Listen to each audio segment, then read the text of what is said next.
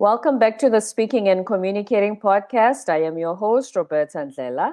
If you are looking to improve your communication skills, both professionally and personally, this is the podcast you should be tuning into. Communication and soft skills are crucial for your career growth and leadership development. And by the end of this episode, please log on to Apple and Spotify and leave us a rating and a review. Now let's get communicating with Dr. Stevie Dawn Carter, hailing all the way from Texas, where everything is bigger. She is joining us today. She's the CEO of Empathix. She is a corporate trainer and a world-renowned speaker who gives corporate training based mostly on emotional intelligence, which is one of the main soft skills that we will be discussing during our conversation. Hi, Dr. Stevie. Welcome to the show. Hello, Roberta. Thank you so much for having me. So happy to be here and have this conversation. I'm so glad that you accepted the invitation to come. We thank you for being here. Welcome. Please tell us a little bit about yourself. Absolutely. I've been on this journey of emotional intelligence for about the last 15 years. Started when I got my doctorate degree in leadership. I studied emotional intelligence development in leaders, and then went on to start my own company, Empathix, where we train corporations and organizations on how to build emotional intelligence and empathy into their corporate culture, make it a daily habit, as opposed to just that thing that you're supposed to do, but nobody knows how to do. And we've been in business now 9 years. I love the work. I love the life. And when I'm not traveling the country and speaking, I have a community theater group here in my hometown, and we put on plays and musicals and have fun that way. So I have the business side and the creative side covered. And both sides, you're on stage. You must really love the stage. I really do. I really do. People ask me that all the time. Yes, it is my favorite place to be. It is where I feel I am my best self and living in my purpose. So yes, I try and figure out ways to be on stage no matter what I'm doing. Which then brings me to my next question on behalf of any listener who is afraid to be on stage. Because a lot of the time when for instance, with public speaking, why are you not afraid? How were you always this kid who stands in front of everyone and, does the Yeah. inka dinky dude, or? Yeah, it's a great question. I am. This is something I have been since I was a child. My parents got me involved in dance when I was 2 years old, and I was a professional dancer by the time I was 14. So I have spent my entire life on stage, whether it was dancing or then when I got injured, it was speaking, and now with theater. So it's something I've never been scared to do. But I think what that actually comes from is not what people typically think. But I actually feel a lot more comfortable in front of a room of people I don't know than a room of people I do know. Mm. And for me, that comes from people I know I'm going to have another conversation with. They're going to see me again. And so in my head, I'm like, gosh, I hope I don't make a mistake. I hope I don't say the wrong thing. But when I go on stages with humans that I may never see again the rest of my life, if I mess up, oh well, they're not going to hold it against me, and they will probably never even tell me, and I will just move on with life. And that's how I've always felt. I have always felt that even this one-on-one conversation is so much more difficult. I have to pay so much more attention and make sure I say all the right things. Whereas on stage, I think stage kind of can cover a lot of mistakes. And those people that I'm touching in that moment, I hope I make an impact on them. But if I don't have to see them next week. So it's just that has helped me not be scared in front of audiences. And I felt that way for a really long time. That's a very fresh perspective. In addition to all the tips and strategies we've covered, take a deep breath. Remember, they're not judging you. All of that. The fact that you will not see them again. So, and let the stage take some of that pressure. And by the way, P.S., you don't need to be perfect here. Please don't. Well, thank in you. fact, in I fact, appreciate listeners like authenticity. Please don't feel that pressure. But also, it's funny you say that, because you know how some people say, "I'm very social. I'm the life of the party," but Mhm. when it comes to speaking, so they Yeah. do the opposite of what you Yeah. just explained. That's interesting. Yeah, and I am also the opposite. I am alive and vibrant and extroverted when I'm on stage doing the work, but in my personal life, I'm the quiet one, listening to everybody, staying in the back, and I think for me it's because I spend so much of my life on stage that when I'm with my friends, I don't need to be on stage. I don't need to be the center of attention. I can just calm that side of me down and take a rest. And I actually think I really enjoyed that piece.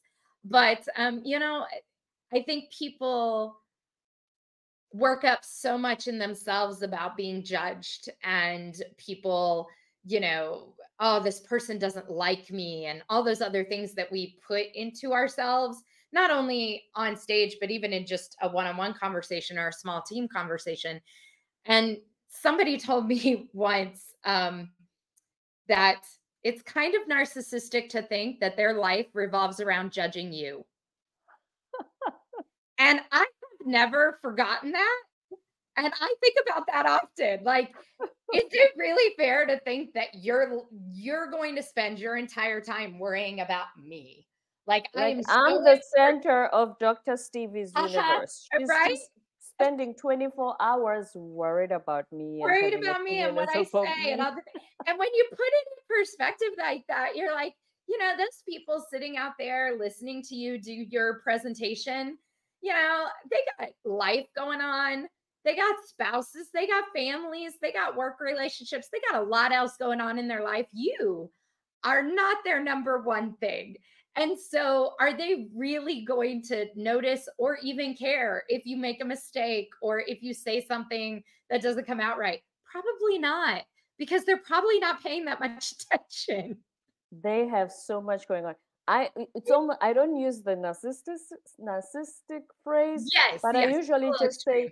I usually say, people have stuff going on. People got bills. They're not worried about me. I Right? understand They that people got other got things in bills. their life. I I am got not so I much am going not the on. center of it. It's all good. And that really does help you, like, go up onto a stage or just go in front of a room of people and feel like, so it's okay. I Yeah. don't need to be a certain way, it's going to be fine no matter. So that's always helped me as well. And I continue to say that a lot to other people who are getting on that stage and trying some of those things of just like, hey, realize you're not the center of their universe. It'll be okay Mm. if you mess up. And life will carry on, and they will actually, because you've been courageous enough to get on stage, they will admire that as well, and Always. you'll be the inspiration towards that. But then the last part that I liked what you said, when you said, "I'm there to serve Hmm. when I'm on stage, when I'm Always. training." Always. I think all leaders, right? All good leaders have some sort of servant heart, right? There's a reason you step into a leadership position because leadership is not fun.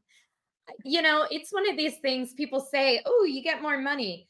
Maybe, but with more money comes a lot more responsibility and a lot more problems. And so it's not necessarily a fun job to be a leader.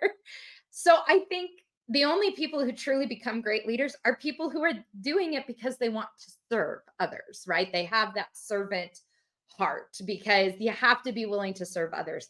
And I think when you look at, and one of the things I always tell in my public speaking webinar is if you look at public speaking as I need to serve them by giving them the message that they need to hear today, Mm-hmm. and that's my service. And if you look at it as doing a service for others, I think it becomes easier to do.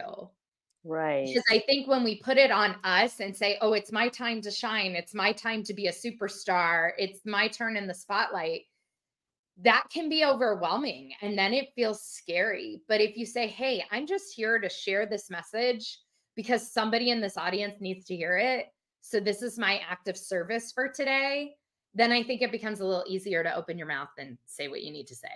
Absolutely. And they came there for that reason. Yeah. They spent their time sitting on those chairs waiting for Dr. Stevie to show up Mhm. because they know that you are bringing something that will help them. Mhm. So they're not out there with their phones going, I hope she feels, I hope she. It's their time too. Exactly. Exactly. Why would they spend their time just waiting for you to fail? Again, you are Mhm. not that important. I love that. Now, back to Empathix. When did you find the company and what was the motivation behind that? Yeah, absolutely. So the company has had a lot of different versions over the years. But I would say that over the last 2 years is really where we've been focusing on emotional intelligence and empathy. And I think the reason I kind of came into the space of that needs to be our number one goal is because I am seeing a lot of empathy done badly or empathy done wrong that I would really like to fix. And Mm. so that has been something I'm bringing it up in every workshop. I'm talking about it at every presentation, even when they didn't hire me for empathy, even when they hire me to talk about productivity or communication. I like am throwing empathy in. And it's because I'm seeing so many people struggle with it that I feel like we really need to get this message out. And so once I was kind of seeing that in my own work, I went to the team and I said, this is our thing. This is what we need to focus on. This is what the world needs right now.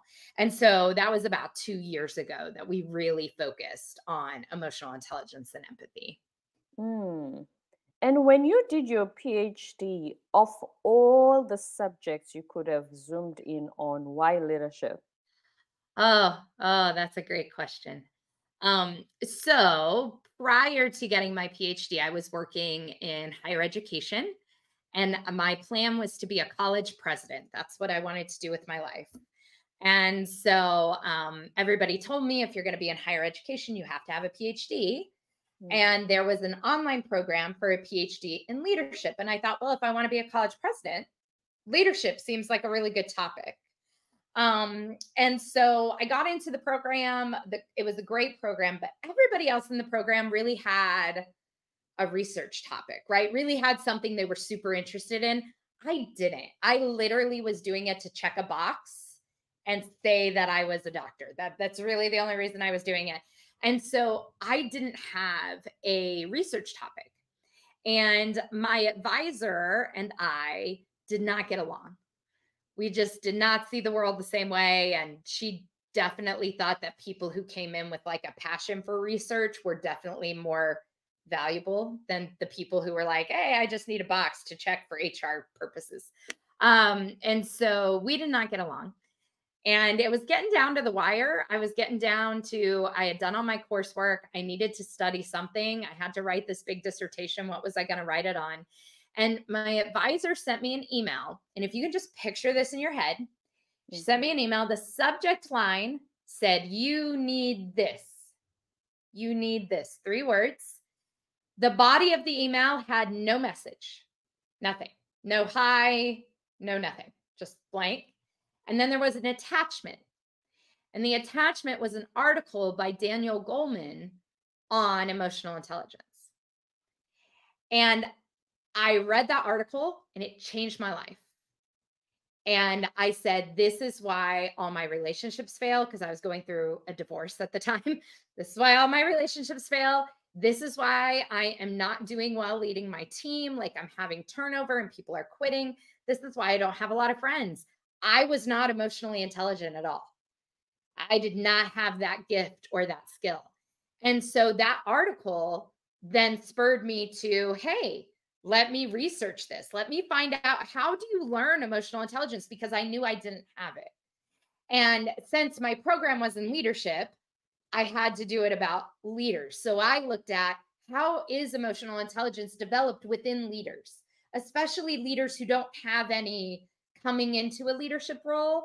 how do they develop it on the job, right? Because that's what we actually found in the research is a lot of people have some of it growing up, but unless they were really forced into relationship building and empathy and things like that based on their growing up and their culture and their family, unless they were forced into that, most people don't start thinking about it until they have to lead teams. Mm. And then they start thinking about it and they start learning about it. And so we kind of looked at that in the research and said, wow, this is really important. Leaders need to be taught this skill set. And how do they do that? So in doing my research, I taught myself.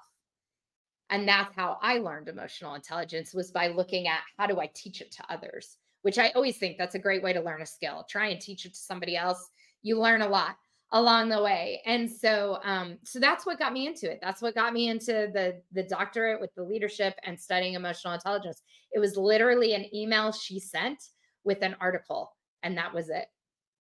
We will need that article URL, and I will attach it on the show notes. It You was got it. very I will send it life-changing. to you. Yes, absolutely. Thank you, Dr. Stevie. And then when was the first, after reading it, that's when you realized you didn't have emotional intelligence. Mhm, So that awareness, what brought that awareness? What was in the paper? mhm, Because we always say self-awareness. So what mhm. does that mean, self-awareness? Yeah, so really what I noticed is that I was very aware of my strengths, my weaknesses, myself, and my skills, but not necessarily aware of how I'm perceived by others. And Mm. that's really what emotional intelligence starts to ask us to do, is to start looking at ourselves, looking at our emotional state, looking at how we look at the world, how we view the world, and then saying to ourselves, how do we feel this impacts other people? How do other people perceive this? And that was the piece I didn't have. I could be honest with myself. I was pretty self-aware in that respect, but I was not socially aware. So I Mm. didn't realize the way my words sounded to other people. I didn't realize the way they took what I said. And I just didn't care. I didn't pay any attention to that. So when I teach self-awareness now within our program, it's really about get in touch with your feelings, get in touch with who you are, but then assess the impact that has on relationships. Awareness is step one. Yeah. Assessment is saying, okay, I'm aware, but now let me assess the impact that has. And so I was that person who I had awareness, but I never thought about what the impact was on other people. I never thought what the impact was on relationships. So in that article, reading about how emotional intelligence was really about other people and communication, I started Hmm. to go, oh, maybe that's my problem. I have the awareness, but I'm not really assessing how that impacts other people. And once you start doing that, you realize how much your emotions impact your decisions, how much how you're feeling comes out your mouth, right? I have a favorite saying to people, don't let a 3-day fall out your mouth, meaning when you're having a bad day, how do you not take that out on somebody? Because we tend to do that as humans. We tend to have a bad day, and then somebody comes around us and we're just extra short with them, or we're snappy at them. And why? Right? It's not their fault we're having a bad day. They don't Hmm. know the life, as we talked about earlier, they don't know the life that we've had up till now. So is it their fault? No. So why are we taking it out on them? And that's the assessment piece, right? Like, let's be aware of where we're at, but then let's assess, how is this impacting our life? And then let's start to make changes, right? Once we have that assessment of how it's impacting us, then how do we start making changes? Changing how we communicate, changing how we schedule conversations, changing our levels of empathy. How do we start adapting so that we can have better conversations and better relationships based on that self-assessment, starting with that self-awareness? Impact, really big word. And the reason is, you know that saying, the way to hell is paved with good intentions? Sometimes you have sometimes you have people saying, but my intentions were good, but what was the impact on the other people? Yeah. What you said or what you did. Mhm. Impact. Yeah. Yes. Well, and if we think about it, right, that is truly what relationships are built on, is the Hmm. impact. It's not on the intentions. We can say, oh, they had the best of intentions, or the road is paved with good intentions, or even gifts, right? We say, oh, it's the thought that counts. Yeah, we Oh, say that it's all the not. time. It is the gift, okay? If you give me a vacuum cleaner for Valentine's Day, that is not good. The impact is So wrong, the thought is you belong in on a vacuuming carpet.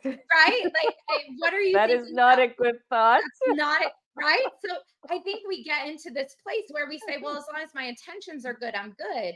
No, what Mm. impact do you have on other people? Like, intentions is a good first step. But if you have all great intentions, but you're still hurting people's feelings every conversation, then you're missing something. And I think we just, as humans, don't take a lot of time to really look at that until we see it destroying relationships in our life or being a problem. And then all of a sudden we look at it. And relationships, we've realized it, if you don't know how to build relationships, no career success, the No. leadership is going to be even more difficult. As you said at Mhm. the beginning, it's not the most fun job. It Mm. just goes downhill from there. It does. It does. Everything in this world is built on relationships, from our personal life and our family to our work life and our career success to our leadership and everything we do in the end, right? Mhm. And a friend of mine has a quote she says to people when she's talking about building relationships and how it's important to cultivate relationships for your entire life, right? Like, to not just do it in, well, I have my marriage, so I'm good. I don't need any other relationships. Like, you need Mm. to cultivate relationships, because she says at the end of the day, you need 6 people to carry your casket. Wow. Who Yes. are your 6? And if you haven't built good relationships, you're not going to have 6. Because for most of us, if you took out family, a lot of us, especially as adults, if we take out our family, right? Our kids, our brothers and sisters, who who do you have? Like, what relationships have you built and cultivated for so long that they would carry your casket? And then we hear it's the closest, who are the closest 5 people to you that'll determine your level of success. So if it's Absolutely. just your family, And that's not it, right? Family is mm, everything. And don't get me wrong, oh family no, is I founded. love my family. Oh yeah. But you need other people. You need Mhm. career relationships. You need mentorships. You need leaders. You need friends. You need Mm, companions, right? We all need other people to get through this thing called life. And right. so if you're not looking at those relationships and seeing how you can build them better, you're not going to end up with a lot of people to choose from when that time comes at the end of your life. Mm. And then back to empathics. When you come to corporate, you said that sometimes they'll say, "Oh, come and talk about productivity, Dr. Stevie," but Yeah. you realize that this is what they need. Mhm. How do you come to that realization first? Yeah. So, one of the questions I always ask when somebody is asking for us to develop a training program or come in and work with them is, I always say, "What actions or behaviors are you seeing that you don't like?" Mm, Right? Because that's usually when people bring in training. It's usually because there's something happening that they don't like. Like, oh, it's an HR director who says, I have too many people in my office complaining about their boss. So we obviously need leadership training. mhm, Or it's the leader who says, my employees, the morale is real down. I need some kind of team building. Or it's the CEO who says, we're not being productive enough. We're not hitting our sales goals. I need training to get that fixed. Right. So I always ask, what are the things you're seeing, the actions, behaviors, the outcomes you're seeing that you don't like? What do you not like? 9 times out of 10, it is something about the way they treat each other and the way they work together. Even if it's about productivity, it's, why can't they work together? Why can't they be more collaborative? Why can't they, right, handle their small problems without getting me involved? Well, yes, that all has to do with productivity. It's really all about the relationships, right? And if the the relation underlying, these are underlying symptoms. thing. Mm, The underlying problem in every organization to achieve any goal is going to be relationships. Now, it may not be internal relationships. It may be they don't have good relationships with their customers, or they don't have good relationships with their vendors. But every problem an organization has is built somewhere on bad relationships. Mm. So I look at it as, even if you want me to come in and talk about productivity, or you want me to come in and talk about goal setting, the truth is that that by itself, without talking about relationships, is actually not going to fix the problem. It's going to Mm. give you a strategy, an idea, but if they're still not going to talk to each other, you haven't solved anything. And so I always find ways within my training to put in some of the key pieces of relationship building that I think are necessary all the time. And then I weave it in to whatever topic they have paid me to do, because I know that at the end of the day, it's still relationship building. It's always the underlying factor. And when you are done with the training, what kind of feedback do you receive by inserting that into whatever topic they thought they had a problem with? Yeah. So one of the things that I notice is, not only hopefully do I get an email from the person who organized it saying, "Oh, you were great. That was perfect. That's what we needed, blah, blah, blah." But really, where my, like, what I call my invisible trophy, Mm. right, is when somebody comes up to me afterwards and goes, "I think you just saved my marriage." Right? Or, "I think you just changed how I talk to my daughter." Like, when they come and they tell me it's something they see personally as well as professionally, that's how I realize they got it. They got what that underlying thing was, because otherwise they wouldn't say those things. And so I look at that as my, like, check mark that they got the underlying piece as well as some of the other topic, when they can come in and say things like that to me. And that to me is the work, right? That's the piece that feels good. The impact. That's Yes, why we say on the show at the beginning, it's both professional and personal success when you improve communication skills and soft skills. absolutely. Absolutely it is. Mm. Everything I do at work are things that I also do with my family at home. And we say all the time, to our team, and then when we're out and about, my husband and I have an emotionally intelligent marriage. Right? We fight with emotional intelligence. We communicate with emotional intelligence. I Most of what I teach other people to do, I first tried with him to Mm. make sure we were on the same page, right? So it really does. If you improve communication in one part of your life, those strategies work in all parts of your life. So, it is, while it can be something you learn at work, that doesn't mean you can't apply it to your personal life as well. Absolutely. Now, if any of our listeners are wondering, Dr. Stevie, how do you let's do one quick exercise if you can think of one and you can practice with me. Okay. How do you make someone who wasn't emotionally intelligent before, let's say it's me, and so what is something that you say, okay, what questions do you ask? How does the process go, just top level? Yeah, absolutely. So the first exercise I teach everybody is how to take a pulse check. So a pulse check would be, right now, think for yourself, scale of 1 to 10, how are you feeling right now today in this moment? No judgment, no analysis, just how are you feeling? Put a number to it. 10 being, today is an awesome day, I'm loving it. 1 being, you know what, I could really just wake up, have it be tomorrow, and I'm okay. I'm done with today. Right? And we're all somewhere in that 1 to 10 range, right? So if you do that, right? So if I ask you, Roberta, what's your number right now? Scale of 1 to 10. I'd say a 7. 7. Okay. I'm feeling about a 6 myself. I'm a little tired, so I'm gonna drop that a little bit down and say I'm feeling about a 6. Right. So between the two of us, if we're gonna enter into a conversation, we're doing pretty well. We're having a pretty good day.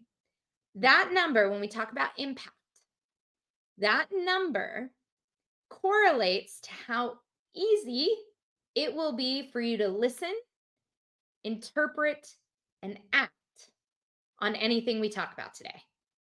Listen, interpret, and act. So if that number is above a 5 for both of us, then we're going to have a great conversation, right? We're both able to listen. We're both able to interpret each other pretty clearly, right? And then we're both going to be able to act on whatever we ask each other to do, because we're feeling okay. We're hearing it, we're processing it, it's all good. But a lot of us go into conversations and either ourselves or the other person are below a 5. So below a 5, what happens? Well, it means that they're not having the best day. And when they're not having the best day, their brain is focused on making their day better way more than it's focused on listening to what you have to say. So if I'm talking to somebody, if you had told me your number was a 3, I would have in my head go, cool. So I need to talk a little bit slower because you're trying to process some other stuff in your life that's taking up your brain power. Right? So I'm going to go a little bit slower. I'm probably not going to hit every agenda item that we wanted to hit today because I'm going to give you more time to process. And I probably need to soften my tone and make sure nothing comes out too harsh because when you're at a 3, you're going to hear things as if they're difficult because you're having a difficult day. So I'm going to talk a little softer, talk a little lighter, give you a lot more open space to say, how does that make you feel? What do you think about that? How does that sound to you? I'm going to ask a lot more of those questions because I want you to feel comfortable in the space because I know that you're not having a good day. So that's impact, right? Our emotions impact our ability to listen, our ability to speak, our ability to interpret, our ability to act. All of those things are impacted by that number. So just simply doing a pulse check on yourself before your interactions will help you to be more emotionally intelligent because you'll start to go, oh, I'm feeling a 2. Maybe I should think about that before I enter this conversation because if I'm feeling a 2, how do I let that not impact our conversation today? How do I make sure that I'm not letting that be the filter I hear every word you say through? Or how do I let that not take over my brain and my brain's really focused over here and I'm not present in the conversation? Awareness, right? Pulse check, awareness, and then assess the impact. What is that number going to do to this conversation? And so for the leaders I train, one of the things I tell them is if you're below a 5, try and reschedule the conversation. Try not to have the conversation if you have the opportunity to reschedule it or reposition it at a different time. Great. Because if you're below a 5, that conversation isn't going to go well. And then the other thing is, if you're below a 5, but you can't reschedule it or redo it, because I know sometimes it's just the conversation is happening now. I've already picked up the phone and dialed. And now I realize, oh, I'm not in a good place for this. Right. Then what can you do quickly to adjust your mood? Right. So can you take deep breaths? Can you look at some fun photos on your phone? Can you do something to try and help you with that number before you go into that conversation? Because any conversation you have below a 5 will not go well. And that's just the reality of how our emotions impact us. That is absolutely true. And I hear you. But then I'm wondering if I was a 7 and I'm your leader and I come to you, Dr. Stevie, have you finished the report? Oh, no, you haven't done what you're supposed to do. Then your actions bring me to a 3. Right. What do I do in that instant? Right. So how do you, right? So then it's that to me is now you've disappointed me, right? Why? Because you expected my answer to be yes. So let's retrace our steps. Did you make that expectation clear? Is now the time I was expected to have it done? Have we had a conversation about those expectations? Right? So we have to make sure that before we let somebody else's response or behavior adjust our mood, we need to make sure we were not the problem. Right? So if you're like, well, Dr. Stevie, we had this conversation last week and I said it would be due at this time when I came to you. So help me understand what we need to do differently so that things get done when they need to get done in the future. Because we've obviously had these good conversations. What I will tell you is many times when I ask leaders about conversations that don't go well or people who are letting them down, and then I ask them, how clear were you in your expectations? Many leaders tell me they were not clear enough. Communication. Exactly. Right? So before you let somebody make your day worse, ask yourself how much ownership you have in it. And you'll be surprised. Sometimes you're like, oh, I think this is kind of my fault. Oh, okay. You can still then feel bad. It's okay then to be like, well, I went from a 7 to a 5. That's okay. It happens throughout the day. We do not stay at the same number. We are a roller coaster of emotions. But knowing that, you can now make changes, right? And that's really the key piece. You got to start by knowing it. Right. And then back to, I would like for you to also talk about how you said you've seen empathy being done wrong, hence focusing on it. Yeah. But back to what you just explained, when we talk about empathy and leadership skills and soft skills, we are not saying that business still comes first. We still need to perform. We still need to have the outcomes we're expected to. Yep. Mm, Absolutely. I think we never should allow, we should be able to get stuff done in time, on deadline, the way it needs to be done, and have great relationships. You mm, should be able to have both. So I look at it as, if you have a situation where deadlines aren't being met and things aren't being done correctly, one of the questions I'm going to ask you is, how are the relationships?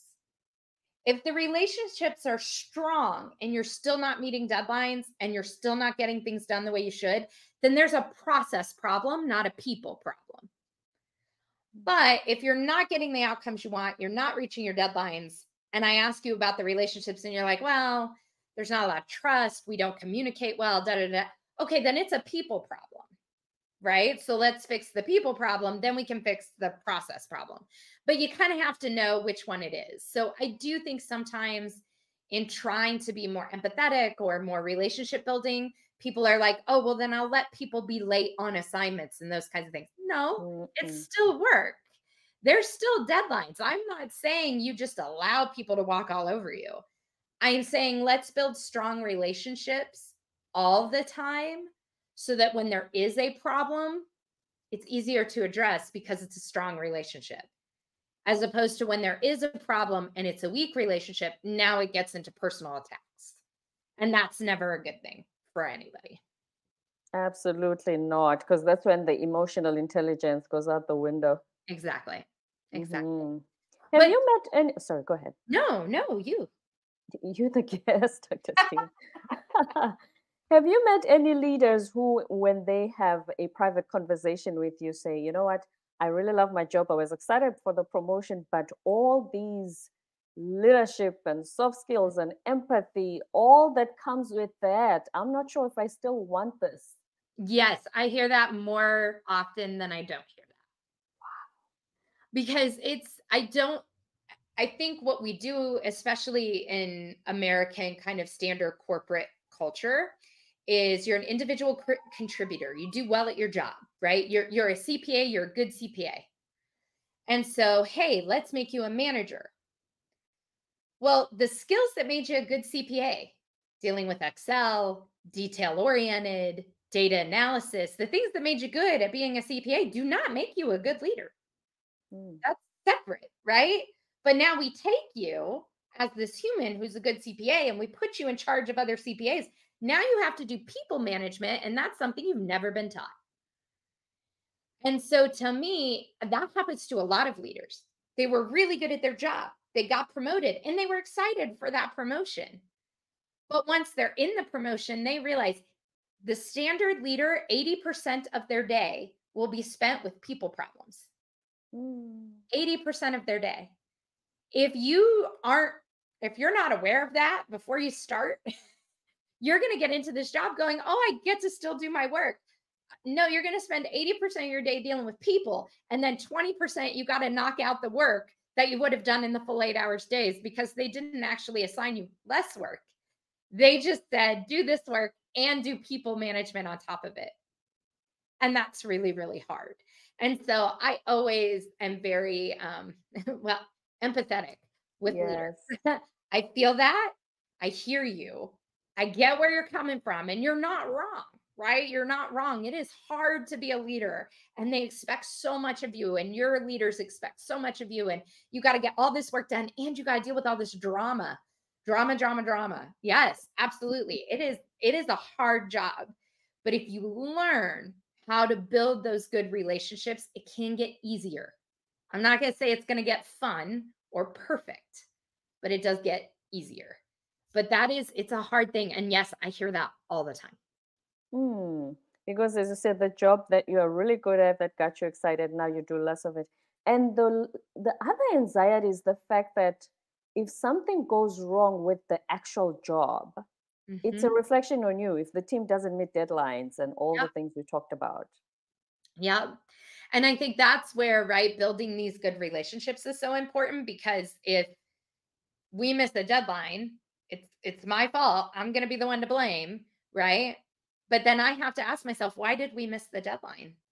Is it because I don't have a good relationship with my team? Did I not know we were going to miss the deadline because they weren't telling me? Like, now I've got to really sink into that. But if we have good relationships there, then most likely I knew already from the team informing me that we weren't going to meet the deadline. So hopefully I was able to have those conversations in advance and say, hey, boss man, we're not going to make this deadline. Here's why. Here's what's happening. What would you like me to do about it? So it's still my fault, but I'm informed. And as a leader, the number one thing you should always strive for is to be informed by your team. If you are informed of what they're going through, if you're informed of where they're at, if you're informed of their progress, you can make better decisions and you can have better conversations with the people you have to respond to. But any leader who feels uninformed, that's probably because you don't have strong relationships.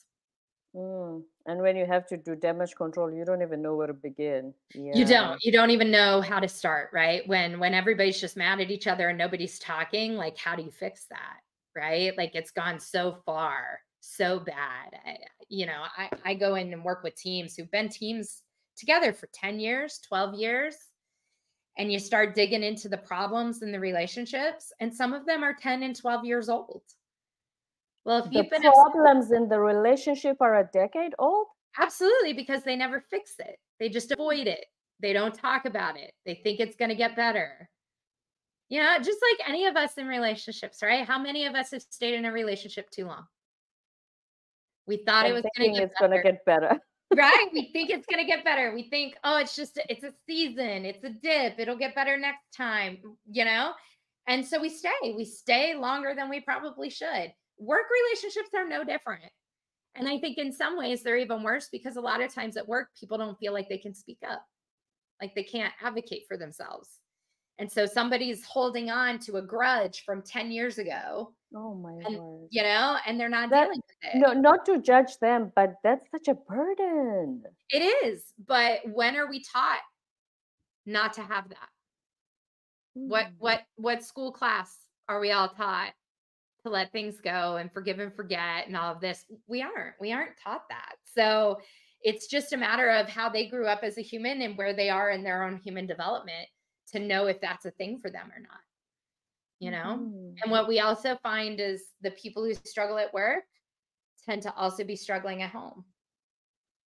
So if they're Because not as you said earlier, the relationship having, skills, they apply in both they apply aspects of everywhere. your life. So Yeah. if this person is not having good, strong relationships at home, they're probably also not having them at work, which probably means that they're not in their best mood at work, probably leads to other issues. So Mm. it's all tied together. We are having one human experience in one human body. And sometimes we have to, I think, be willing to say, man, I don't understand that person. I don't understand how they can deal with that. Like, why would you hold on to something for 10 years? But then also have the grace to say, but I haven't lived their life and Mm. I don't know what they've been taught. So now that I know that about them, how do I help them? How do I serve? Right? Instead of judge. I always ask people to try and change that language, right? Like, I can't believe this person. Absolutely. I can't either. But how do I serve them? How do I be the person that teaches them to let go?